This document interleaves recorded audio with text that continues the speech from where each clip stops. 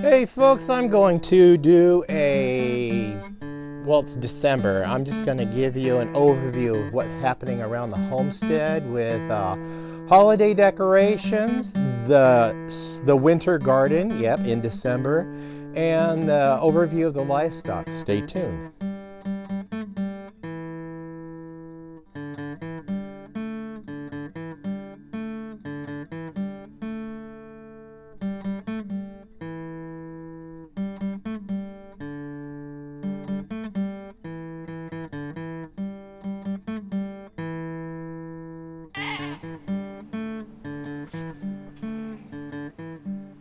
Hello, welcome back to Pine Meadows Hobby Farm. I'm your host, Jerry Hansen. Yeah, we did some holiday decorating, especially on the back porch. I got some garland from the Dollar Tree, and we just strung that up with some lights that I got as a freebie from a company that wanted me to demonstrate those lights. So I did this last year, so you can look at my product reviews. I'll leave a link at the end of the video. I also have a couple of other lights that I did demonstrate for these companies, so check out those. Anyway, I took some garland and strung it up here, and I wrapped some ribbon that I bought at Walmart and kind of decorated it up a little bit. I did the same with the front. Now the front, you remember last year, I just took the garland, attached it end to end that I bought from Dollar Tree. And then I added these sugar pine cones. These are huge. Anyway, I collected these right from my backyard, and I attached a little ribbon to them, kind of like to dress them up, and I used a wire, from wire fence, and made hooks over and just hooked them over the gutters with this. This is a handle that you put a paint roller on and you can paint with it. I just attached a little S hook with a pipe clamp, a hose clamp at the end, and I used that to put things in place. So I kept my feet firmly on terra firma and I didn't have to get on a ladder. Made the job really easy. And that too, I took some ribbon that I purchased from Walmart and I wound it around, dressed it up a little bit, and it worked out pretty darn good. So that's as far as the decorations go. Just on the outside of the house, my wife and I did throw some decorations together on the inside of the house. We'll save that for another show later. So let me go take you back and show you what's growing in the winter garden. Yes, I do have vegetables growing in the winter months. I planted these in September, 1st of October. And they'll grow through October, November, December, harvest them through as they start maturing. And these are specific plants that are cold-loving plants. They're okay during the cold weathers, and they seem to do okay. But this is what I've got with my, I got some peas, carrots going. I have some cauliflower. I also have some cabbage over here, and kale. I got some kale and Swiss chard still growing up. Peas are growing like crazy on both sides. I also planted some beets and yeah, mainly root vegetables. And over here on this other garden, I have some cabbage growing. Now, as you remember, I put some traps out and my my trail cameras out for trying to catch whatever creature was eating my Swiss chard. Apparently that little creature, it must have went into hibernation because I hadn't seen hide nor hair, no fur of it at all. As far as the geese and the ducks go, we've had kind of well, it's been cold, but the pond hasn't iced over yet. So the ducks and the geese haven't had too hard of a problem with dealing with frozen waters because we just haven't seen it yet. But we do have water running down the stream to fill the pond, maintain its full level, and hopefully flush out some of that algae that is in there. I'm gonna have to do something with the pond next year as I let it dry up. I'm gonna let it thoroughly dry up so I can dig it out and get all that stuff in, maybe get it deeper.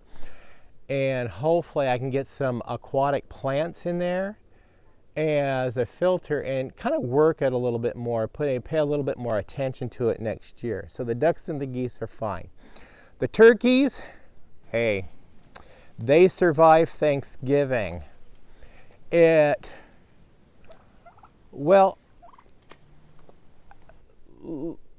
I got to tell you guys something. I got an opportunity at work to get in some extra overtime hours, which I really need. So I worked straight through the Thanksgiving holiday, and it was just as well, because with me trying to lose this weight, I really didn't want to sit down and have a big meal. So I had all intents and purposes of processing a bird and putting it out on the table. But we ended up just not having Thanksgiving this year, and primarily it's because of COVID.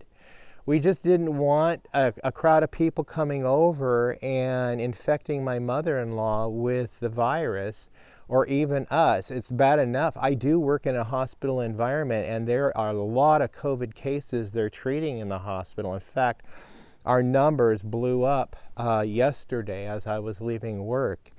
It's getting really bad out there. So this year the turkeys survived because of the pandemic, and because of primarily because of the pandemic, because all these overtime hours is a direct result of all the extra patients we've got coming into the hospital also.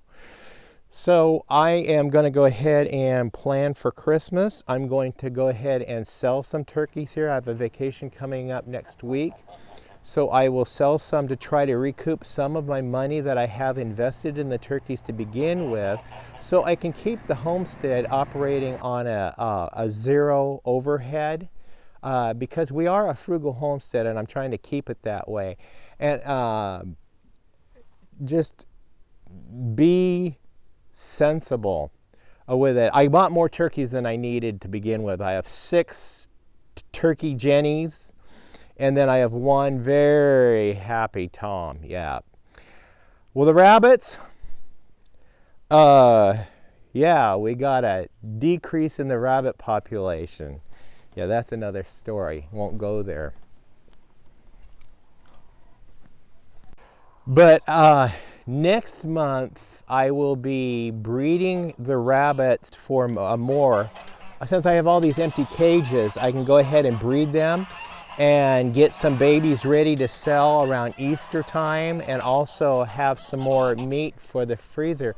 Hopefully I'll be done with my diet by then, and I will I can always sell the rabbit meat too. Our local butcher wants to buy rabbit from me for his meat market, so I may end up doing that as well.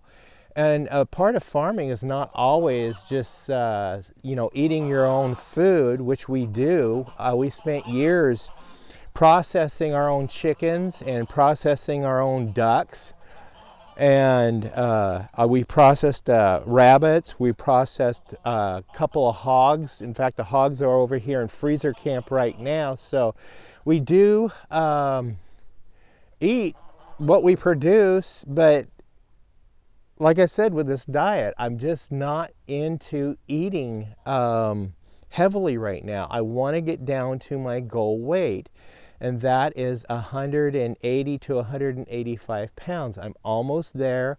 I'm under 200 pounds, but I still want to make it to my goal. I am determined to get there.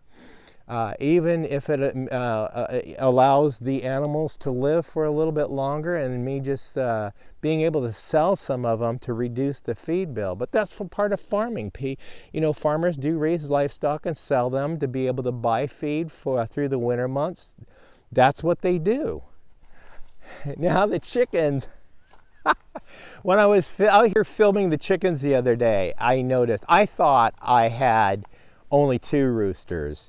And the reason why I want to keep 2 roosters is I have the heir and the spare. In case something happens to one of them, I still got an extra one to be able to fertilize eggs that we can incubate and keep the flock going, because we do process our chickens and have a chicken dinner once in a while, because chicken is healthy, especially when you know where your food's coming from and they produce the eggs that we need. Of course, you don't need a rooster to get an egg. The hens will lay eggs, but they won't be fertilized. So I was out here filming the other day, and I noticed, wait a minute, that hen-looking bird ain't a hen at all. It's another rooster, so I ended up with 3 roosters. Don't need 3 roosters.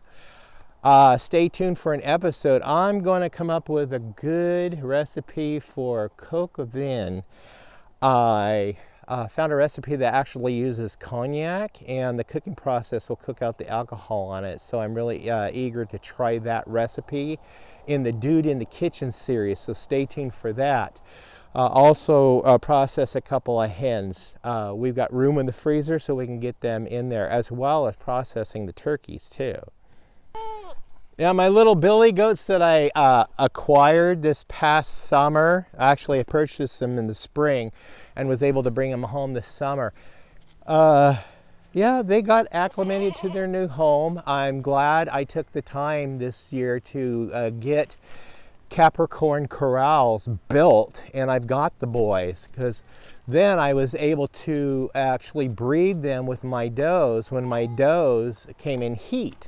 And now, if you guys can tell, the girls are getting fat. Yes, these are Nubian goats, and this breed or this bloodline I bought from a herd just on the back side of my mountain here. That gal sells them. I've been raising her goats from her for years. We've had goats for years. And they've always given me triplets. So we're expecting at the most around 6 kids in March is when from the time I bred them, the time they're due. It'll be about mid-March when the baby goats will be born. So I'm happy to have the boys on the farm. That way it saves me from having to take the girls over to breed with the boys. That was a hassle. I got to tell you guys, that was a hassle. But now that I have these boys and they are registered, I can list them in my community and have people bring over their girls to Capricorn corrals and service their girls through my little bucks. And I can make a little bit of extra money on the side, which will go into the feed bill and hopefully break even. Plus, when they have the babies, I will raise the babies, sell them, and I may just end up raising 2 of the babies for myself, 2 doelings, and then sell these moms and raise them for milk, because the moms will raise them out. So I got a plan. See, these gals, they weren't raised by hand. They were raised on the tit, so they're still shy. I have to go through some extensive training and taming. These girls are 1.5 years old now, and they're still skittish. So they're not going to be good milk goats for me because they don't have any stanchion manners. So that's going to be a little frustrating for me, but at least I'll be able to start my herd with babies that are accustomed to me, and I'll go ahead and hand raise them and hand handle them a lot more. So they're really tame. I'll teach them the stanchion manners at an early age, because I'm in no hurry. I'm relaxed. I'm just playing farmer and having fun in the process. But hopefully I can at least get one of the girls, one of the tamer ones, to be able to get her on the stanchion and milk her. I would love to do that this year. We'll see. I'm learning some tips on how to tame them down and teach them manners. And if you guys remember, I rototilled this up, plotted up, and moved a bunch of soil over to the front yard to begin the landscaping of my front yard. That's a project for next year, but I got this all leveled out. I've decided, I was inspired just by standing up here at the barn and looking at this.